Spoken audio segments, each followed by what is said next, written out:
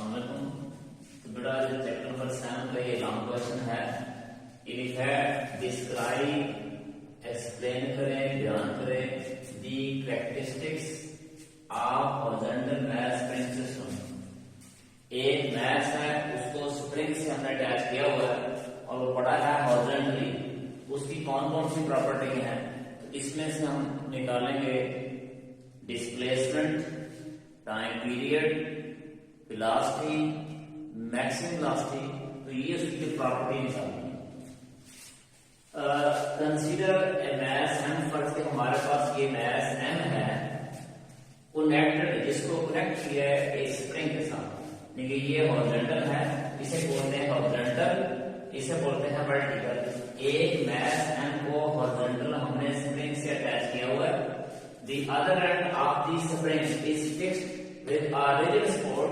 Spring का एक हमने मैश अटैच किया हुआ है, इसका जो दूसरा ये वाला एंड है, ये हमने रिजिड कहते हैं हार्ड को, फ्लेक्सिबल का उलट होता है।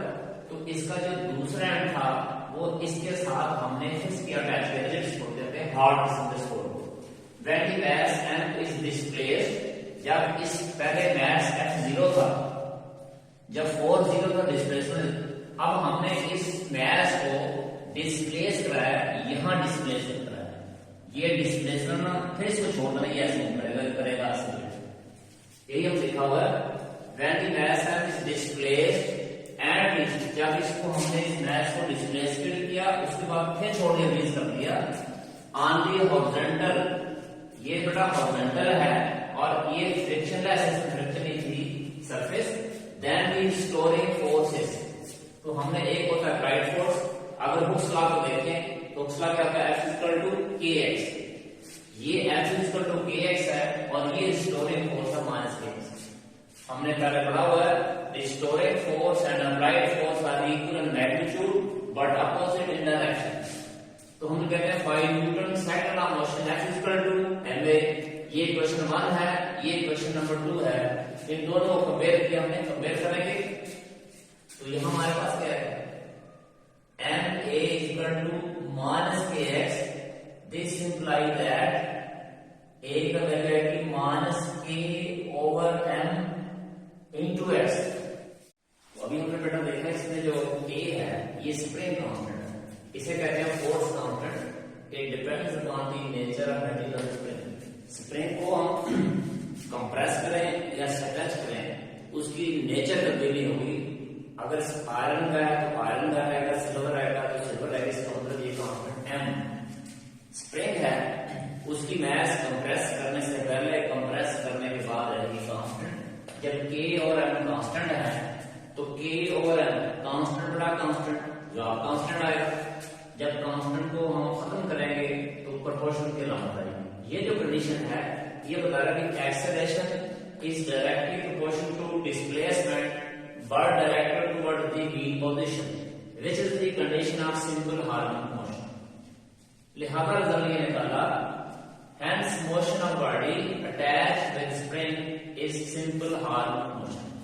और हमने सर्कुलर मोशन में भी देखा था, उसमें एक्सेलरेशन का हम ये निकाला था a=-ω²x लास्ट लेक्चर में। Therefore अब सर्कुलर मोशन क्योंकि सिंपल हार्मोनिक मोशन है, लिहाजा दोनों इक्वेशन को हम कंपेयर करेंगे पहली और, तो इससे हम लिखेंगे on comparing with, on comparing to with इस क्वेश्चन के साथ a=-k/m into x। इसको इससे कंपेयर करें, जब इनकी लेफ्ट हैंड इक्वल है तो राइट भी इक्वल होंगी। हम लिखेंगे -ω²x=-k/m into x। तो अब हमें इसकी जरूरत नहीं है।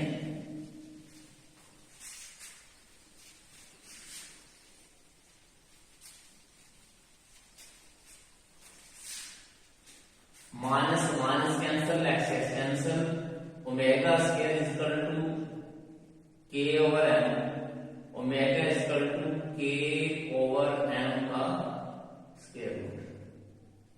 ये जो ओमेगा है इसे बोलते हैं एंगुलर वेलोसिटी से कहते हैं, यहाँ एंगुलर फ्रीक्वेंसी भी कहते हैं। तो जब इस स्प्रिंग को डिस्कस करेंगे ओमेगा को पुट करेंगे के ओवर एम का स्क्वायर रूट। अब इसकी जो कैरेक्टरिस्टिक्स हमने निकाली है तो सबसे पहले नंबर 1 पे निकालते हैं हमने टाइम पीरियड। टाइम पीरियड इसको टी लिखा, हम लेंगे एज जो टी का जो फार्मूला पड़ा था वो पड़ा था 2 pi over omega. 2 pi omega ये हमने पहले पढ़ा हुआ है, 2 पाई ओवर ओमेगा। ये 2 पाई ओवर ओमेगा अगर आपको समझ नहीं आ रही हम इसको यूज करते हैं। तो एक फार्मूला होता है s is equal to v t when we move in straight, simple. तो हमने सर्कुलर मोशन में पढ़ा था, तो सर्कुलर मोशन पढ़ा था एस को नाम दिया था थीटा का, वी को ओमेगा का, टी को टी का, क्योंकि बात हो रही सर्कुलर मोशन की। तो फिर हमने ये देखा था ये है वन कंप्लीट रोटेशन। एक रोटेशन में एंगल बनता है 2 पाई ओमेगा।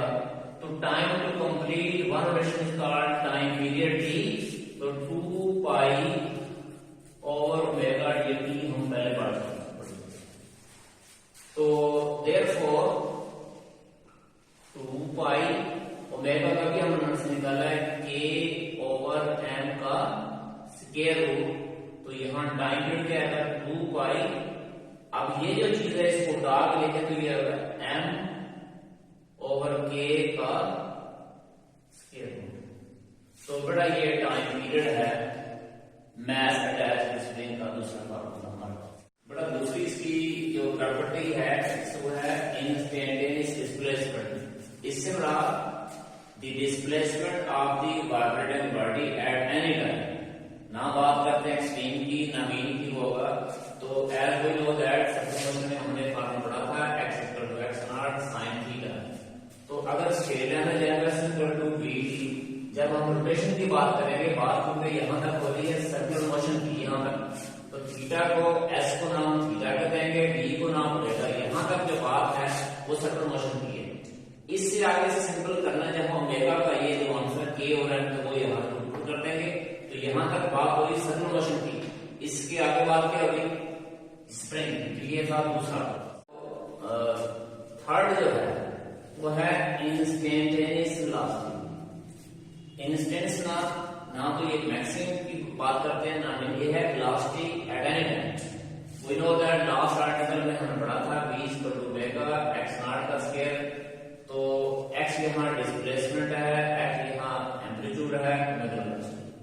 तो इसमें से हमने x नॉट का स्क्वायर लेना है कॉमन ओमेगा। तो भाई इसमें से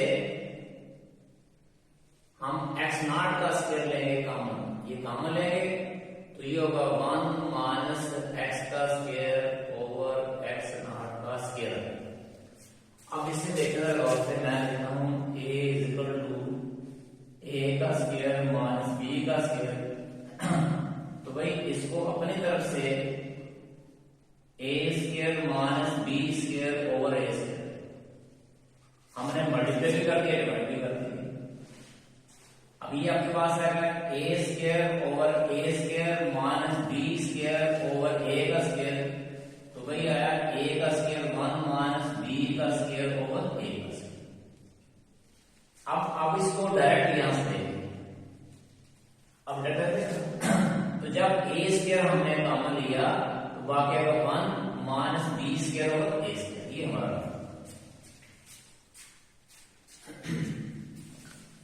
तो हमने यहां से x नॉट से कॉमन ले लिया ये अंदर। अब इसको स्क्वायर रूट से बाहर लेके आते हैं, ये क्या है omega x not into 1 minus x का स्क्वायर ओवर x नॉट का स्क्वायर।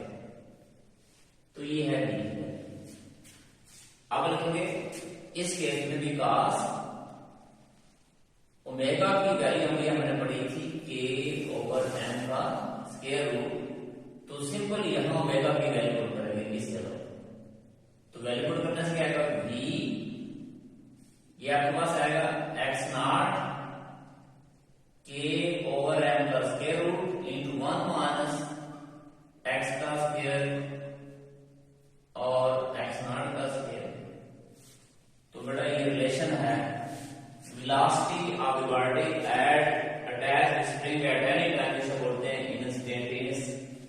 कोई नाम दे दे, बाद में काम आएगी, हमने इसको नाम दिया हुआ।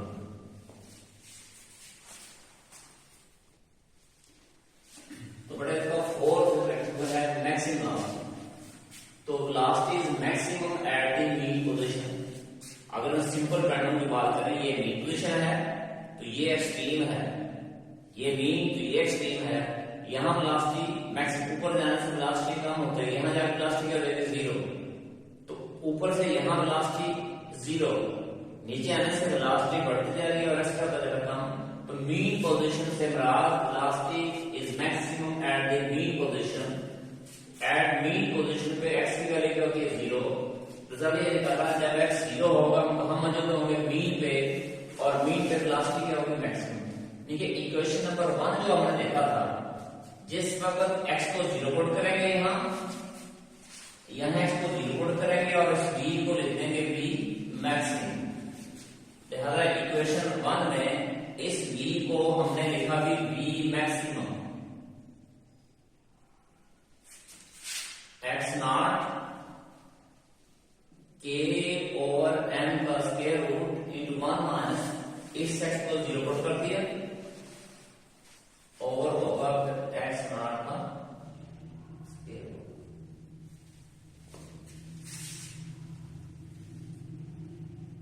तो v maximum x naught k over m का स्क्वायर रूट इंटू 1 माइनस 0 का स्क्वायर 0 बाई समथिंग 0, तो 1 माइनस 0 1 का स्क्वायर 1, तो ये v maximum constant x naught k over m का स्क्वायर,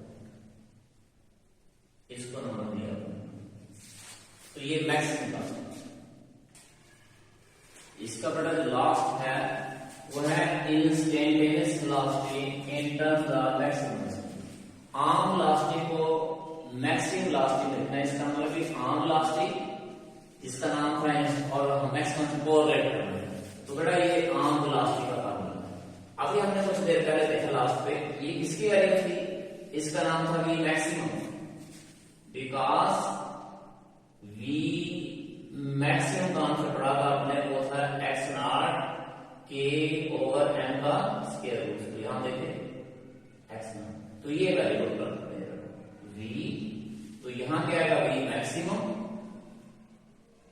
ये है बेटा v मैक्सिमम, बाकी आपके पास आएगा 1 माइनस x का स्क्वायर और x नॉट।